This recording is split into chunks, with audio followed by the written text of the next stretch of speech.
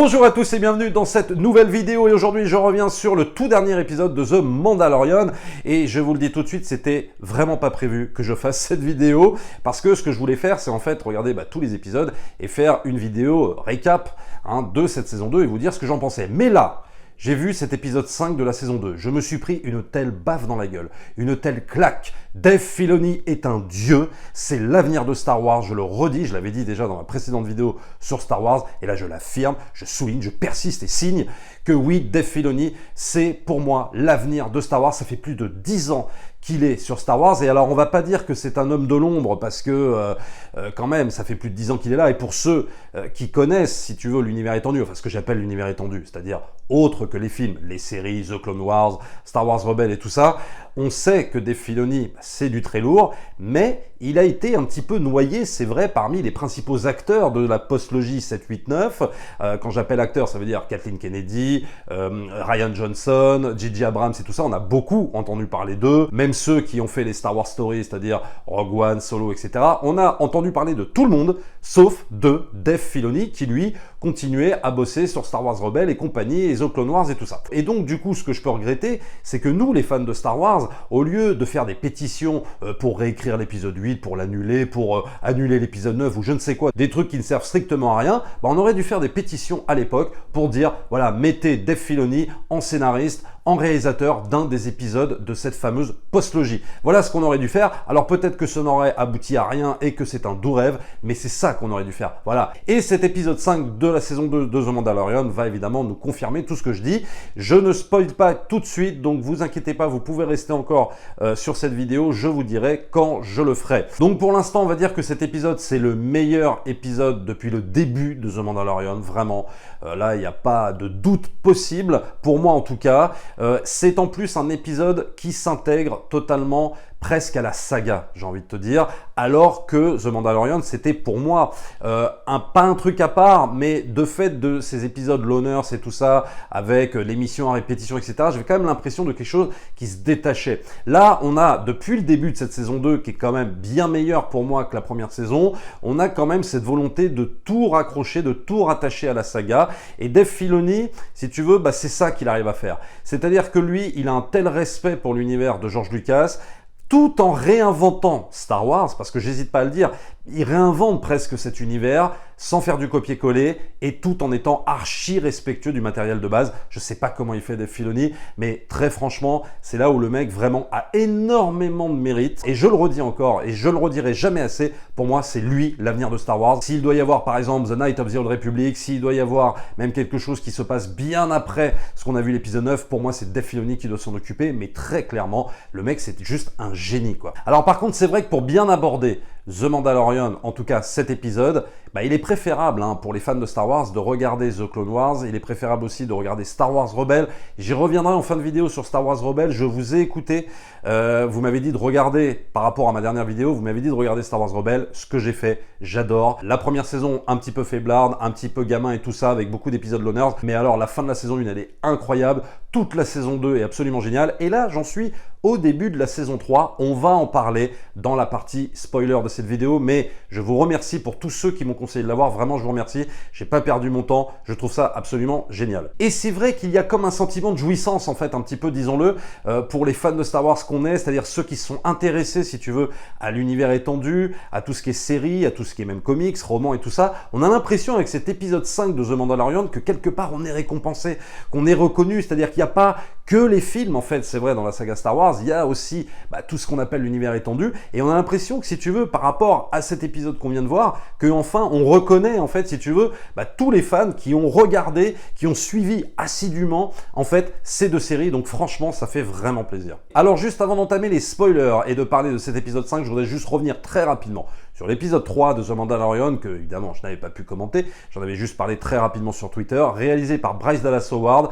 Très franchement c'était du très très lourd, c'est un des meilleurs épisodes aussi de The Mandalorian que j'ai vu. On a le retour de Bo-Katan, donc on voyait évidemment personnage très emblématique qu'on voyait à la fin de The Clone Wars. On en apprend plus évidemment sur le Mandalorian. On va avoir des scènes extraordinaires qui m'ont rappelé l'épisode 4 presque, l'attaque du cargo et tout ça, avec les combats au blaster contre les Stormtroopers et tout ça. ça. J'ai trouvé ça mais absolument génial, mais mis en scène vraiment. Bravo Bryce Dallas Howard, parce qu'elle a fait un boulot. On sent qu'elle s'est tapé les films de la trilogie, des 2 trilogies et tout ça, mais alors à n'en plus finir, parce qu'on voit vraiment qu'il y a un véritable respect de l'univers également. Dans cet épisode 3, on va revoir aussi le grand Moff Gideon, avec ce fameux Darksaber que Bo-Katan veut évidemment absolument récupérer. Et puis surtout, on va avoir des informations sur le futur de la série, et alors là, c'était quand même super alléchant, parce qu'on nous dit que le Mandalorian va devoir aller sur Corvus pour rencontrer la fameuse Ahsoka Tano.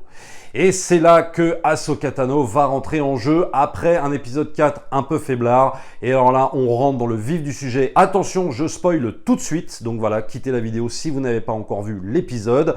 The Jedi, ça s'appelle comme ça. L'épisode dure 47 minutes de bonheur intense pour tous les fans de Star Wars que nous sommes. Alors et donc il y a ce fameux retour d'Ahsoka Tano. Enfin, on revoit un peu de sabre laser. Alors c'est normal qu'on n'en ait pas vu, puisqu'on est dans la période de Star Wars où la majorité des Jedi ont été exterminés. Il n'y en a plus beaucoup de Jedi dans la période racontée par The Mandalorian. Mais quand on voit Ahsoka Tano, et c'est pour ça que c'est important de voir aussi The Clone Wars et Star Wars Rebels, c'est qu'on va revoir enfin un petit peu de combat au sabre laser. Alors même s'il y en a qui vont dire que le look d'Ahsoka Tano ressemble un peu plus à celui de The Clone Wars qu'à Star Wars Rebels, c'est vrai que celui de Star Wars Rebels est carrément super impressionnant par rapport à celui de The Clone Wars. Il y a vraiment eu un changement. Elle est hyper impressionnante dans ses apparitions de Star Wars Rebels. Bon, moi, j'ai pas trop fait le rapprochement, mais je dirais que l'actrice qui incarne Ahsoka Tano, elle fait carrément le taf. C'est Rosario Dawson, bien sûr. Et très franchement, on n'a qu'une envie, c'est de la voir tout le long de l'épisode. Ça se bat au sabre laser, c'est génial.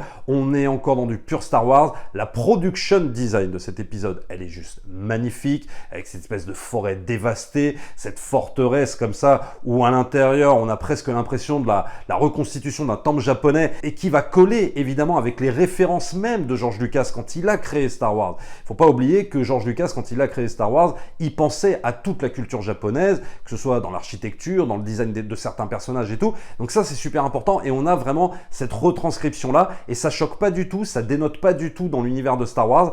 Au contraire, ça s'imbrique totalement dans l'univers. J'ai vraiment adoré le vent qui souffle, etc., les personnages filmés en mode western. Enfin, j'ai trouvé ça absolument fabuleux à tous les niveaux, que ce soit production design, jeu d'acteur, écriture, réal, c'est du caviar. Et puis vient évidemment le temps des grandes révélations, et notamment sur le personnage que tout le monde aime, Bébé Yoda. Et Bébé Yoda qui en vérité s'appelle Grogu. Alors moi j'aime bien, je trouve que ça lui va bien ce nom, même si certains peut-être continueront à l'appeler Bébé Yoda parce que c'est comme ça qu'on l'a un peu tous adopté, un peu comme le Mandalorian. Mais Grogu, je trouve que ça lui va bien, et donc on va apprendre tout ça, les révélations. On va nous parler de la guerre des clones, on va nous reparler évidemment de l'avènement de l'Empire à travers les dires d'Ahsoka Tano, qui va se rappeler justement de toute cette période. Donc tout ça va constituer des moments de pause en fait dans cet épisode, parce qu'il y a beaucoup de moments de baston, mais il y a aussi beaucoup de moments de pause très émouvants, où vraiment on en apprend plus sur les personnages, on prend son temps, et puis après on repart un petit peu dans les bastons avec ce fameux duel entre Ahsoka Tano et la magistrate, donc qui occupe les lieux. Super duel qu'on attend bien évidemment, et qui va être hyper bien construit parce qu'il va être mis en parallèle avec un autre duel, avec le retour d'un acteur qu'on adore, acteur de Terminator 1, qui a joué beaucoup pour les films de James Cameron, à savoir Michael Biehn.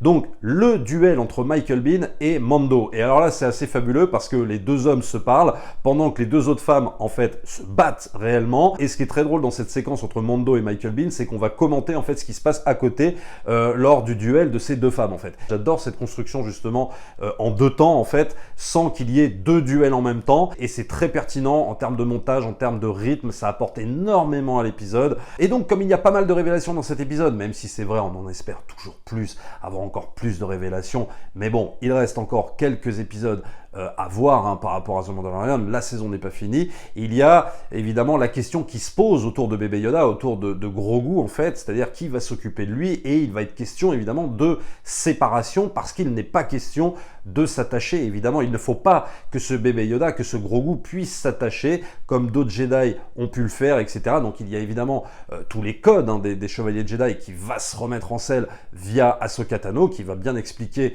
à Mando qu'il ne peut pas s'attacher à cet enfant, et qu'il va falloir peut-être qu'il se fasse entraîner par un maître Jedi, elle lui conseille un temple et tout ça. Et là, évidemment, pareil, toutes les spéculations vont bon train, parce que la première chose comme ça qui m'est venue, c'est évidemment la figure de Luke.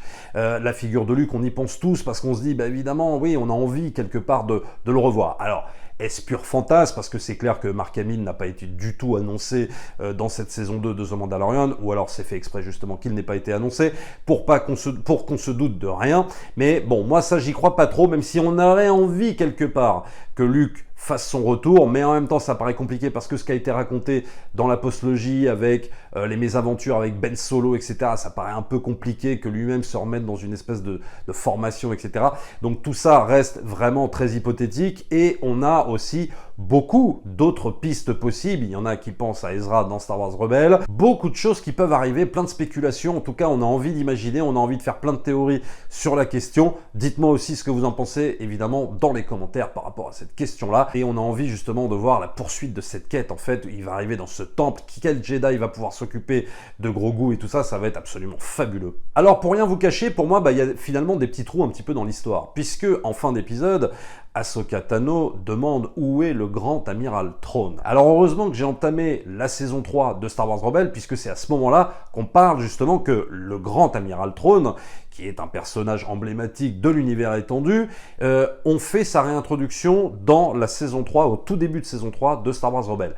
Le truc, c'est que moi, j'ai pas pu encore poursuivre la saison 3. L'avantage du rythme de diffusion de la série The Mandalorian, c'est que ça va me permettre du coup d'avancer un peu plus rapidement dans Star Wars Rebels pour pouvoir terminer Star Wars Rebels avant que The Mandalorian se termine, au cas où, dans les prochains épisodes de The Mandalorian, on reparle de l'amiral Thrawn, on reparle d'Ahsoka Tano, ce que j'espère réellement, vraiment, j'aimerais bien qu'on en reparle, et du coup, moi, ça va me permettre de combler un petit peu les trous, parce que du coup, moi, je n'ai pas tous les tenants et les aboutissants, vu que je n'ai pas fini Star Wars Rebels par rapport au personnage de l'amiral Thrawn et surtout Ahsoka Tano. Et donc voilà, pour vous remercier également pour tous ceux qui m'ont conseillé Star Wars Rebels, vous avez vraiment bien fait parce que c'est réellement de qualité. L'apparition de Vador, Dark Maul, le personnage d'Ezra aussi qui passe du côté obscur, qui a l'holocron Sith et tout ça et qui à tout moment menace de basculer dans le côté obscur, c'est absolument fabuleux cette série, hein, vraiment. Je la mets au même niveau que The Clone Wars pour moi, enfin il y a autant d'intensité, si ce n'est que The Clone Wars, il y avait beaucoup d'épisodes loners, beaucoup d'épisodes de sauvetage et tout ça,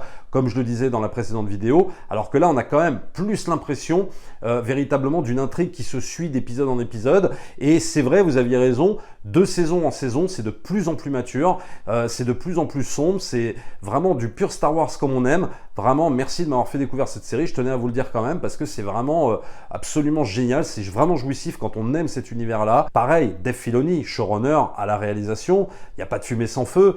Dave Filoni, finalement, c'est lui, c'est un nouvel espoir, quoi. C'est lui, le nouvel espoir de la saga Star Wars. Il faut absolument soit le mettre en consultant, soit le mettre en réal, soit le mettre en showrunner, de tout ce que vous voulez, mais il faut absolument qu'il s'occupe de l'avenir de la saga Star Wars. Donc, pour finir sur cet épisode 5 de la saison 2 de The Mandalorian, c'est un épisode avec beaucoup d'émotions, où on va même nous parler, quelque part, d'Anakin Skywalker, qui était le meilleur d'entre nous. Enfin, quand Ahsoka Tano, elle dit c'était le meilleur d'entre nous, elle parle évidemment de l'attachement, elle parle de l'attachement qui mène à la colère, qui mène à la haine, etc. Donc elle va évidemment évoquer Anakin Skywalker sans dire son nom, et c'est assez fabuleux, toutes les références qu'on a évidemment par rapport à la prélogie, par rapport à la trilogie originale, c'est absolument génial.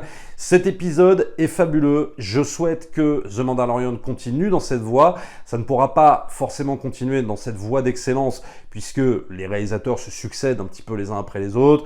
Là c'était Dave Filoni, peut-être le prochain ce sera de nouveau, je sais pas moi, Bryce Dallas Howard, après ce sera une autre, peut-être que Dave Filoni reviendra, mais on voit bien que quand c'est lui, quand il est à l'écriture, quand il est à la réal, on voit que c'est énormément de qualité, c'est quelque part ça qu'on a envie de voir dans Star Wars. Moi je le souhaitais personnellement depuis le début, j'ai pas eu tout ce que je voulais parce que je trouvais que la première saison était quand même assez faiblarde scénaristiquement par rapport à ce fameux fil rouge qu'on n'y avait pas vraiment. Là on a de plus en plus cette histoire qui se précise, ces personnages qui s'imbriquent les situations les unes avec les autres, on fait même le raccord avec la saga même de Star Wars, donc ça c'est quand même assez fabuleux. À moins d'une grosse prochaine claque, et je serai obligé d'y revenir la semaine prochaine encore, mais je ne pense pas. Rendez-vous donc à la fin de la saison de The Mandalorian pour qu'on fasse un bilan assez complet de toute cette saison, mais exception faite si jamais il y a un épisode tellement lourd que je suis obligé d'en faire une vidéo comme là aujourd'hui. Abonnez-vous à la chaîne, likez, partagez bien sûr, et nous on se retrouve très très vite pour une prochaine vidéo. Ciao!